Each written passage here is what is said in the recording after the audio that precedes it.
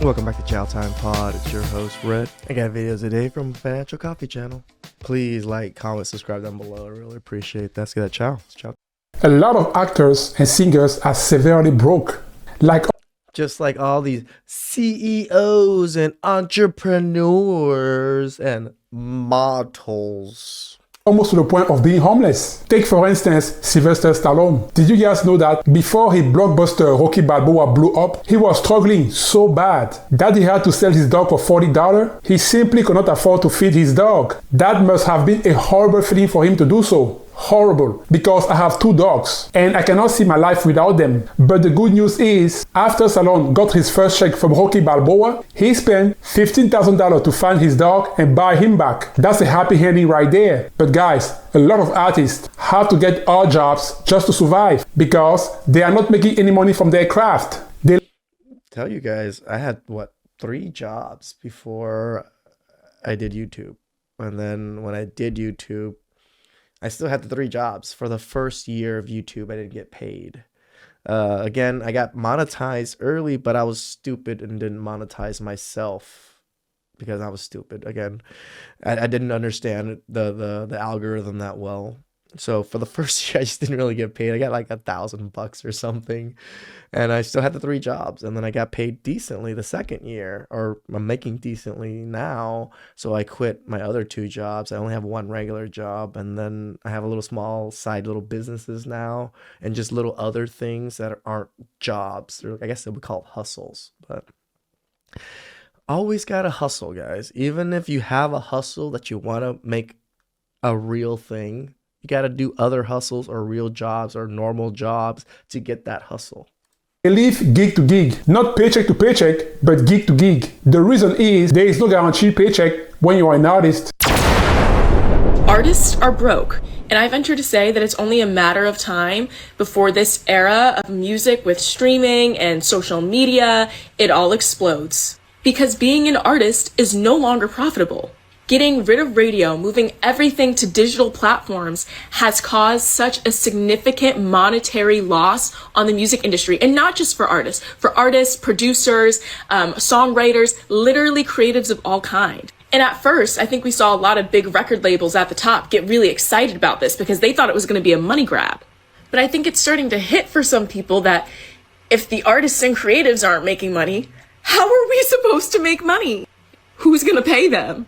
Like, really, the only winner of this battle is the owner of the streaming. Really? I thought artists and like people like Chris Brown, Beyonce, and them, are they not making money?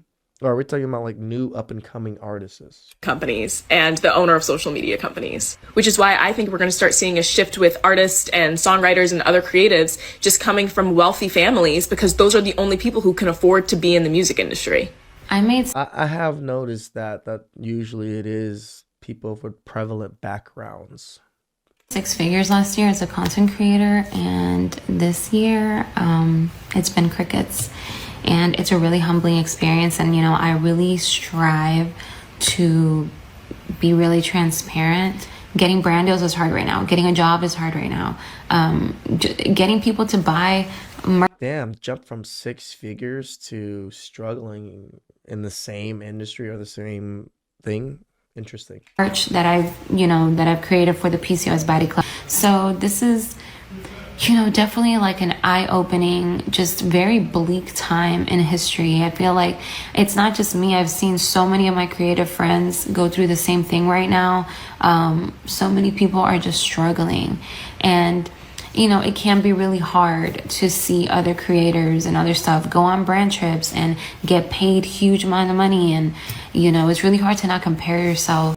I have not got any brand deals or brand trips. I've been offered, but none of the companies I really, wanted to be a representative of, in a sense. And compare your journey to theirs. Could be really discouraging, but I share the highs and the lows, and there's really no purpose to this video other than to tell you that your girl is struggling. I'm likely not the only one, and I know I'm not. Again, coming online and tell people you're struggling and stuff like that, to me, it always seems like e-begging, but But it's just really hard right now for creatives, for just people in general. And I really don't know what the future holds for me, like literally whatsoever. I'm applied out. I've submitted, I've done everything. All that I have left in me is to pray and hope that, you know, God got something that he's working on. And to be honest with you guys, there are many similarities between artists and content creators. Let me explain. Here is my advice to anybody who wants to become a YouTuber. Don't do it. Don't freaking do it. This shit is not for the weak. Unless you really love what you are talking about in your videos. For me personally, making videos on YouTube is not about making money. I mean, it barely pays for my mortgage, but also it's therapeutic to me. But boy, oh boy, oh boy. Let me tell you something. There was a time not too long ago when it was depressing to have this channel. Back in 2023, when I started this channel, for over a month, I had 0 subscribers. I kid you not, 0 subscribers. Here I found this gentleman when he had less than 1,000 subscribers, and I've been, you know, popping him on my videos here and there, and now he's doing pretty good. I'm happy for the gentleman. Here is the funny part. Inside my YouTube studio, on my subscribers count, there wasn't even a 0. There was a dash, like a small straight line. Even YouTube didn't believe that I deserved the number 0. They wrote a dash instead of a 0 for my subscribers count. So never do YouTube for the money. You will be vastly disappointed. Do it. I do agree with this. I joined YouTube because I wanted to be of value more than the money aspect. And when the money came in, I was like, oh, okay, I can make money off of this too. Great. But mostly off the value aspect of things. And I think that's why people are able to grow. The people that are really into money and want money out of this, it's hard to see money right away. And it's going to take a long time, so people give up. But if you're doing it for a different reason, a particular purpose, I think more people are willing to just keep doing it. And all of a sudden, money starts rolling in slowly. Because you enjoy the process and not for the money. That money's good. I'm really starting to think that the music industry and the celebs that are in it have been fooling us all this time. I do not think any of them, I mean, the whole Diddy stuff, have money at all. I mean, cash poor type shit. And there's a good reason for that. People like Gucci and Christian Dior and Louis Vuitton, they are the Rolex and the Bentleys of the fashion industry. So they do not need a celebrity to showcase their latest design to sell it. They don't.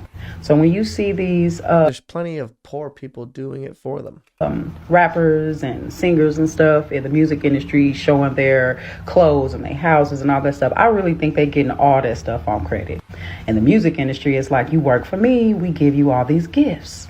Why do you think so many people are in some real contracts right now? Come spend the day with me, being a broke actress living in Los Angeles. So I'm checking to see if I have any auditions. Great, nothing. I'm checking to see if my hair is okay. My hair looks trash. Looks terrible. It is what it is. Anyways, I need to get me a little sandwich and probably get some gas because I've been driving on E forever. What is this? Girl. Is that $7? $7? What state is this? This is California. I saw the California little sticker. Sis, I'm doing 2 gallons. All y'all getting out of me is $2. $14 for 2 gallons. Oh girl.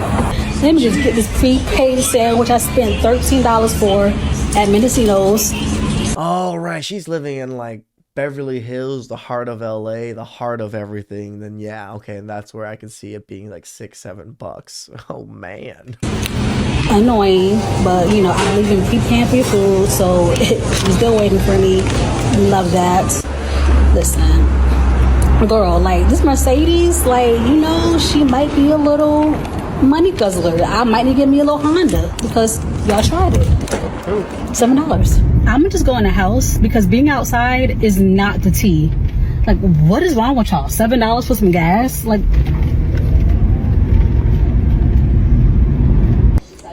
girl, I ain't gonna front. The sandwiches was good as hell. It's my first time trying those noodles that came as a side. I'm still hungry. I'm I'm starving. It did nothing for me. I'm so lazy. I'm just so annoyed. I spent Again, feels like begging right here, but $14 for 2 gallons. Like, sis, look at me. I just look over it. Like, I look defeated. Like, it's funny because her apartment is more furnished than my house. I've moved in here for almost 2 months now. I still don't have couches or TVs or anything in the living room. The living room is still blank in my house because I don't want to spend the money on furniture. And I don't need to yet because of my, I wanted to do like a bigger podcast for other people and stuff like that. So with other people. So I haven't like fully thought of what kind of furniture I want and all these things. And I don't need to get it just because to have it in my house. I don't even have guests over in my house that often. I'm a broke actress, and it looks like it. Look at me, just mad. You know what? I'm not doing this today. I'm not cleaning. I'm over it. Done. She has been driving on E forever. She can't even put gas in her car. But I tell you what, she will require that you make 6 figures just to go on a date with her. And Broke, dusty, musty crusties. But they love to say they're in better positions than you are. They're entrepreneurs, they're actresses. $7 for a gallon of gas, that's one of the reasons why I left California. I believe she lives in Hollywood. And for what? $13 for a measly, tiny sandwich and some nasty noodles? Guys, this is why these women want you to take them on several dates at restaurants. Because they are severely broke and hungry. Just a tip for you guys, if you ever meet a girl, whether it's on a dating app or in real life, and she tells you that she's an artist, run as fast as you can. Because artists are severely broke and thirsty. And entrepreneur. Those two, artist and entrepreneur. But they want to act like they are living the good life. I dated a few of them. But man, you know what? I cannot wrap my head around $7 per gallon for gas. So guess what, people? I love Texas more and more. Yeah, right now it's slightly under $4. Slightly in certain gas stations. I needed to get down to 3. Come on. 3. Okay, I want to share something with you about independent artists that fans probably don't know.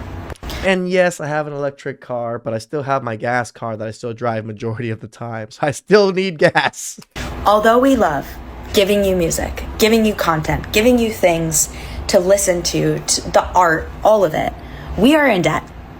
Even if you do this in the most financially responsible way, we are in debt. Let me break it down for you. I want to give you one singular song, one singular EP, a freaking banger that hopefully pops off on TikTok, but probably will get 200 views. So I gather a producer, another writer, and we get together and we spill our guts and we write a song. I love the song, I want to put it out, so therefore I need to pay the producer. So that producer fee is probably anywhere between $1,000 and $1,500. Then I have to get it mixed and mastered. So that mix and master is anywhere from $400 to $1,000 or $250 to $1,000. See, I would assume this is very similar with YouTube, but I just did all of these little steps myself. I just learned everything. I do all my editing, I do all my sourcing, I do everything by myself. I don't have anybody to help me, nor do I pay anybody. So save money. Each. Then I need to come up with a concept that nobody's ever seen before, but it's also still recognizable. And I need to bring that to a photographer. Luckily, I have an angel photographer and she gives me a deal, but still, even with her deal, she is an artist and I want to pay her rightful fee. So that's going to be anywhere from $450 to $800. So on the low end of that budget, that's $2,050, and on the high end of that budget, that's $4,300. For what? See, at least producing videos like this and stuff, it only cost me electricity. I did invest in the mics and all the lights and the cameras and stuff, but after I invested with that, everything has just been pretty feeless, other than electricity. I mean, I did replace this mic and replaced another thing, which is okay. I mean, things break down here and there. I was hoping to have a little bit more than a year's worth on these things, but one singular song. This Spotify page is my largest asset. And I don't mean that in a way like I'm making money back. I mean that in a way that I have put every single dollar I have ever made into this project. Because we spend so much time, money, and effort making this art and putting it out there for you, and we're all in astronomical amounts of debt because we love this so much. I also remember a time when I would post a video and for several days, there would be no views. It would literally say no views for several days. And the first time I got 26 views on a video, I was so happy and excited. Guys, don't let anybody fool you. YouTube is hard. It's very hard. I tell you guys, I suggest trying YouTube because it's actually pretty good money. But I've also told you guys how hard and how much time and effort I put into this. So if people aren't willing to put this kind of effort to make no money for a good chunk of time, you're not going to be able to last too long on this. I think I just pressed record. And the other thing is comments. If you have thin skin, don't do anything social media wise. And start talking. There's a whole process behind it. Don't let my videos fool you. I am a very lousy speaker. I'm a lousy and horrible. I have a stutter, plus I have a heavy accent. So I have to enunciate every word very carefully. I'm not even a big YouTuber. I only have 11,000 subscribers. But let me tell you a secret, okay? There are at least 5 YouTubers that I know of that are using my videos. There are probably more than that. I'm one of them. I love his videos. I know some of you guys don't like it, so I cut out the little intro thing that he usually does in the beginning now, and I can see why people get upset or like get confused by it. So I removed it, and now I'm just using the rest of his video. But I love his videos, and I appreciate him letting me use his videos, and I love promoting him and getting him to where he is. But I know at least 5, and 3 of them have way more subscribers than I do. They get more views using my own videos. Can you believe that? And that got me thinking, okay? It got me thinking. If they are using my videos and I am only a small channel, that means I'm doing something right. He is. Don't you think? My man. See, that's how I want people to view things, right? He must be doing something right. He must have good content for others to be using it. Instead of thinking it the other way around, oh, people are trying to steal it. People are trying to do. No, I don't think most people are trying to steal it. At least in my view, I'm not trying to steal his work. I try to give him as much credit as possible. I tell you guys to go sub to him and things like that. But how he views it is perfect. I must be doing something right if much bigger YouTubers are using my video to react to. The man is doing well. I love his videos. A lot of people like my video about how I talk about my regrets at 47 of not being an all-out artist. But here's a couple of things that I didn't mention, and I want to share with you guys for you young aspiring creatives or older aspiring creatives. So I had worked for a long time, and I decided that I wanted to pursue singing full-time. So I quit my job and didn't work for a couple of years. I mean, I picked up like odd jobs or worked for smaller companies for short periods of time and just kind of hustled and bustled and lived off my savings. And in that process, I had to spend a lot of money on music because music today isn't like back in the days where you got discovered and they had this big budget for you and they would fund your project and you'd be able to live off of the budget and et cetera, et cetera. Granted, you had to pay it back. But, there were A&Rs back in the days. In recent times, I mean, I did this recently, everything's money. You have to pay for everything. Everything you have to pay for marketing, you have to pay for production, you have to pay for mixing, it's separate fees. And it's not a little bit of money, it's money. I'm sure. I mean, you can do it from home, but even doing it from home, that takes time and money. So nevertheless, during this time that I was focusing on my creative endeavors and trying to do like the coffee shop thing and not work a full-time job, I tapped myself out and became broke.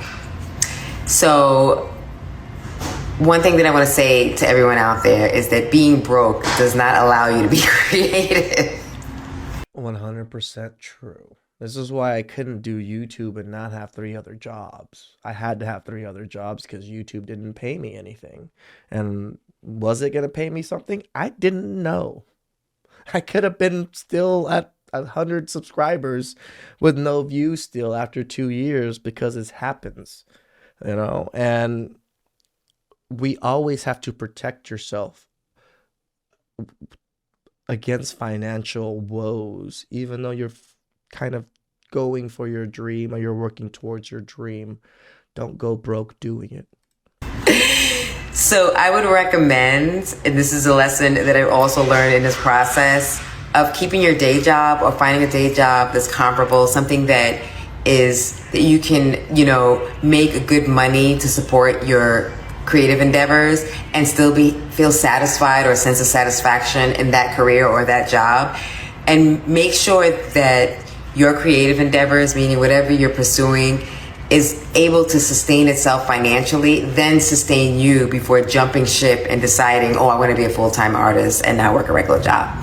Because I've learned in my process that I was inspired when I wasn't working, but then no longer inspired when I couldn't afford to support myself. And I was inspired when I made a lot of money and was paying for these projects, and then no longer inspired when I couldn't fully focus on music because my job was demanding so much from me. Again, shout out to Financial Coffee channel. I discovered his channel when he was under 1,000 subs, and I thought it was a wonderful channel. That's why I feature it all the time. I feature like almost once a day because he puts out videos almost daily, and I enjoy it. Even though most people kind of don't like his accent or just don't like his presentation sometimes, his content and what he likes to talk about, I enjoy, just personally, because he's an immigrant. He has different takes than most of us do. Like me, I'm an immigrant. Please like, subscribe down below. I really appreciate that. I'll catch you guys next time. Ciao.